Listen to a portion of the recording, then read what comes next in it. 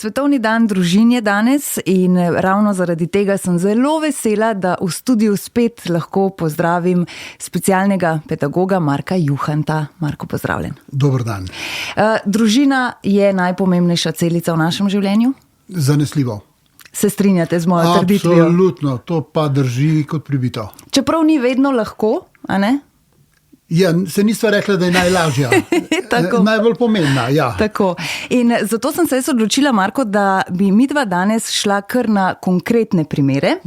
In sicer zdi se mi, da je že vsak starš kdaj naletel na tisti dan, ko je najmanj 5-krat otroku rekel eno in isto in imel občutek, da govori steni in ne otroku. Se pravi, govorim o selektivnem posluhu otroka in vi poudarjate, da je zelo fino, če uporabljamo čebelje signale. Zdaj pa, kaj so to čebelji signali konkretno? Kaj to pomeni?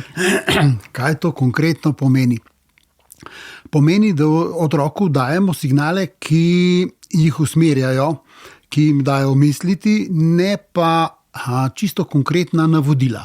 Želimo, da jim pokažemo pravo, torej obrnemo jih v pravo smer, tako kot čebele sporočijo z zadki, kje je s tem svojim plesom sporočijo, kje je paša, kje je voda, kje, ne vem, kaj še vse morda sporočajo. In to je tisto, kar otroci dejansko potrebujejo. Za vsako stvar je najboljše vodenje pri otrocih tako, da ga usmerim in potem mu dovolim, da dobi izkušnjo.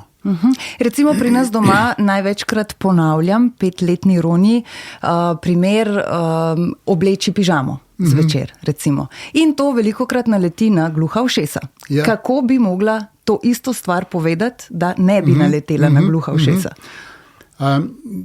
Lahko je to recimo eno tako sprotno sporočilo, ko boš v pižami, pridem s pravljico. Nekateri starši bodo takoj skočili po konci. Joj, to je pa pogojevanje. Glejte, nobena stvar na svetu ni zastonj. Tudi če nekdo dobi nekaj zastonj, je nekdo drug nekomu drugemu nekaj plačal. Na nek način je bila zadeva poravnana, čisto v vsakem primeru. In stvari so povezane. Tako kot, ne vem, grozen upor je bil takrat, ko sva začela s kolegico eno tako veliko akcijo proti samo pravicam otrok in sva poudarjala dolžnosti otrok. Ljudje so spraševali javno, a se vidva ne bojita, ali pa meni konkretno, ker sem bil še bolj aktiven, a se ne bojiš, da te bodo zaprli? Pa ti si proti otrokom, ti si proti celi Evropi. No, danes vse povsod najdete v paru pravice in dolžnosti. Preden se je to začelo, leta 11-12, je bilo to izključno pravice. Samo pravice so se poudarjale in tako naprej. No, torej, stvari so povezane. Se pravi, ni sporno in ni narobe, če najstniku rečemo, ki recimo želi iti k prijatelju na obisk, rečemo, lahko greš na obisk, predtem boš pa posesal. Tako. Lahko rečem predtem, kar je še boljša verzija, kot če rečem potem ko. Predtem boš pa tole in tole. In zdaj seveda, če je vajen, če ve, kakšen je standard, če smo mi to že vadili, kaj pomeni posesano, ali to pomeni samo tam, kjer se vidi, ali je treba tudi kaj prestaviti, odmakniti koš, ali počiščeno, ali pa skratka, če rečemo posesano, v naši hiši lahko sodi tudi izpraznjen koš. Sodi tudi miza, ki je pobrisana, torej na njej so samo še šolska miza, šolske stvari, morda, če se ima namen igrati, še nekaj igrač, ampak ni smeti. Temu se reče potem posesano, ker nima smisla po tleh sesati, če zgoraj nismo pospravili. Tisti osnovni princip pospravljanja od zgoraj navzdol, ga mora otrok poznati. Mi ga moramo preseliti na otroka in vsaka beseda v drugi družini pomeni malo drugačna navodila in malo drugačno kodo. In kadar imate kakšne sosedove ali pa od sorodnikov otroke na obisku, podobne starosti, in vi date navodilo, kot ste vajeni, njihov otrok bo stvari naredil popolnoma drugače. Morda se vam zdi tudi narobe, ampak v njihovem življenju to pomeni prav. Marko, še en konkreten primer imam za vas. Zgodil se je pretekli teden v enem vrtcu. Punčka, 5 let stara, z res dolgimi, lepimi lasmi, se je igrala za mizo in med to igro je nek fantek ustrigel ogromen šop las zadaj, torej ni niti čutila, vedela, kdaj se je to zgodilo. In ko je mama prišla po njo, je bila seveda zgrožena je bila tudi mama fantka, ki je to naredil. In zdaj vprašanje, kaj mora mama tega fantka narediti in predvsem kdaj? Je to takoj, ko pride po njega? Je to kazen? Je to pogovor? Kaj bi vi svetovali, če bi mama prišla k vam po pomoč v smislu, moj fantek je to naredil, star je 5 let, kaj naj naredim? Prva poteza, ki jo je tule modro narediti, je srečati se z mamo tega dekleta.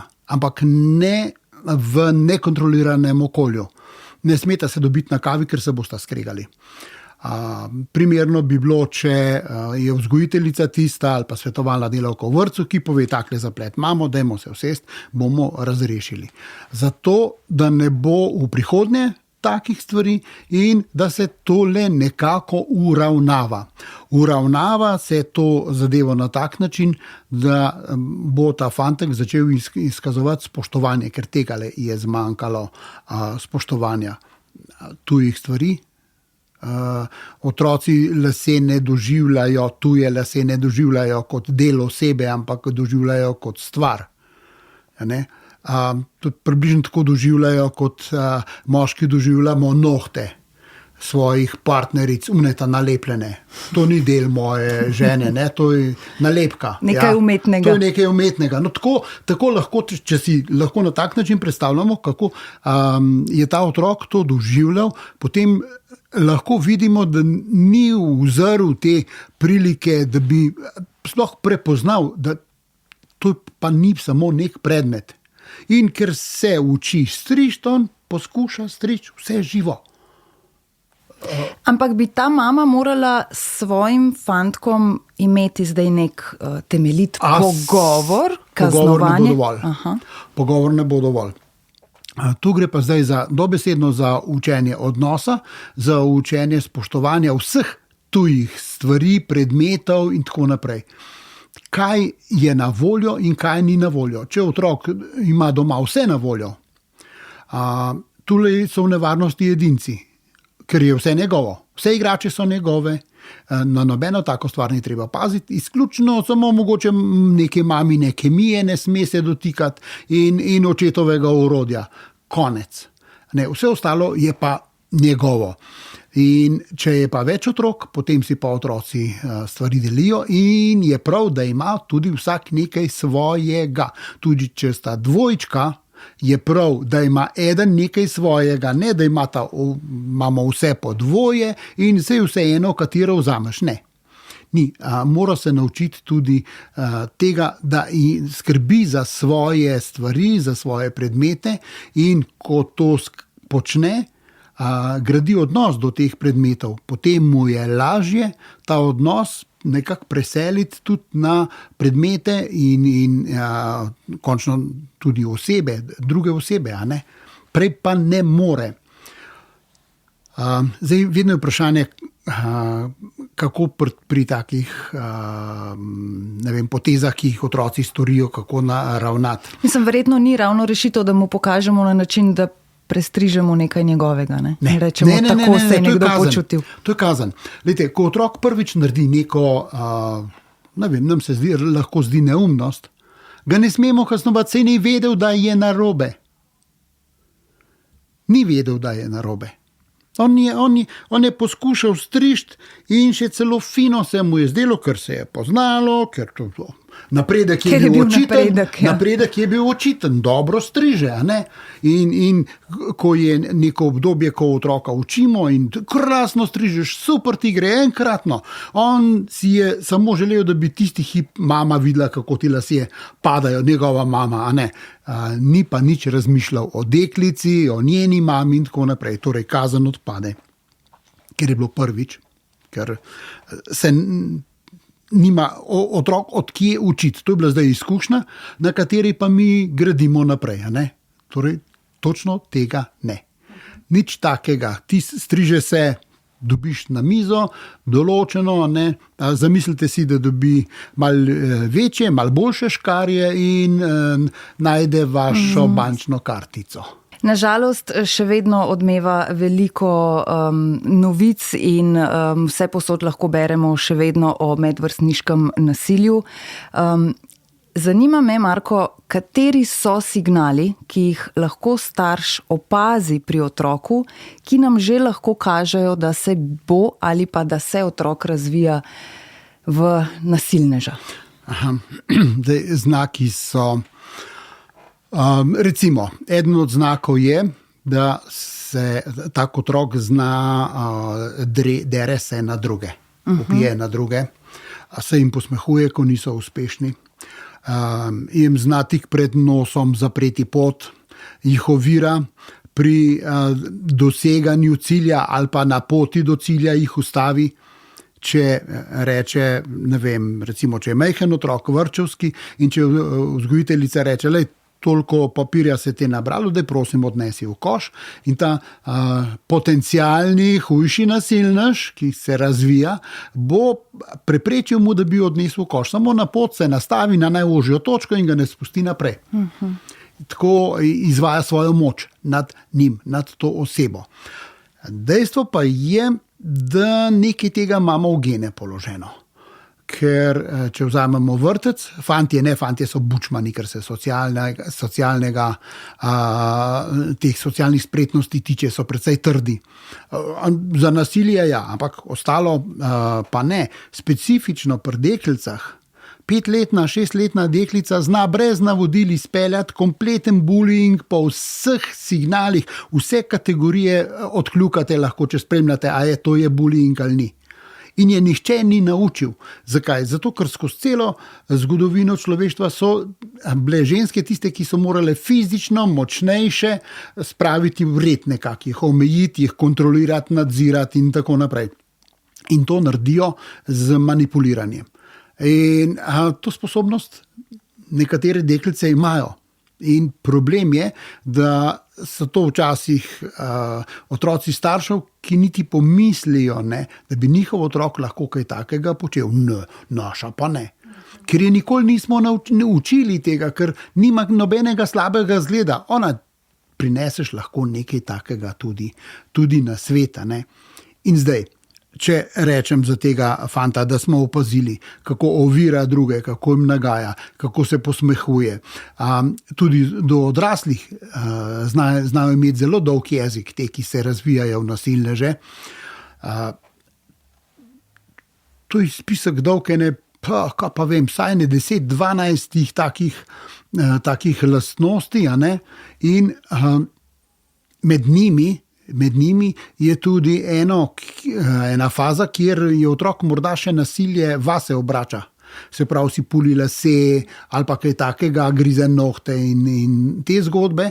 Če to usmeri navzven, bo grizel druge in bo druge vlekel za lase in za roke, potiskal in podobne stvari.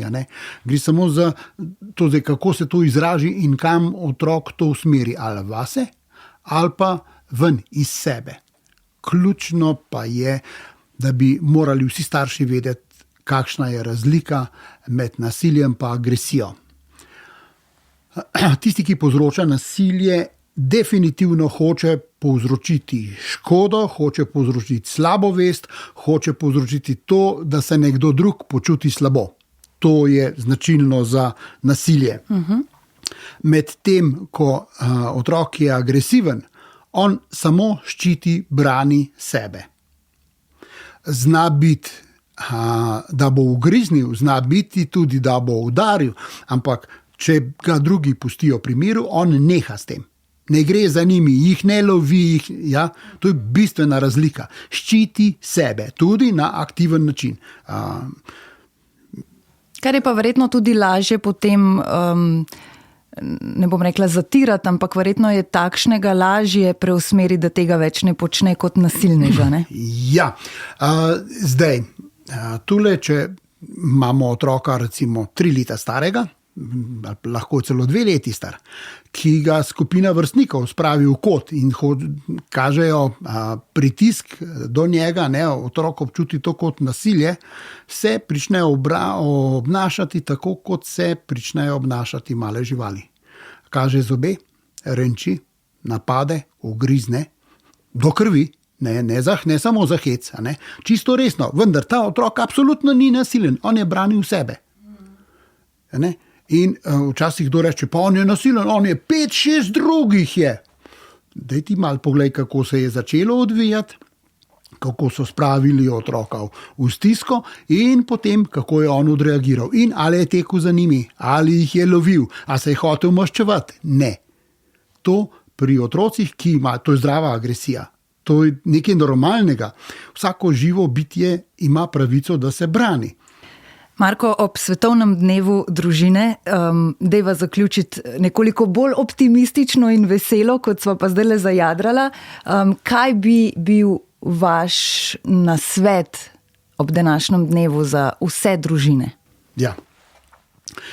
Če hočemo praznovati karkoli, potem moramo tisto biti. Ne? Če si slavljenec, potem pomeni, da si temu primerno oblečen, urejen in se postaviš v eno zelo posebno razpoloženje.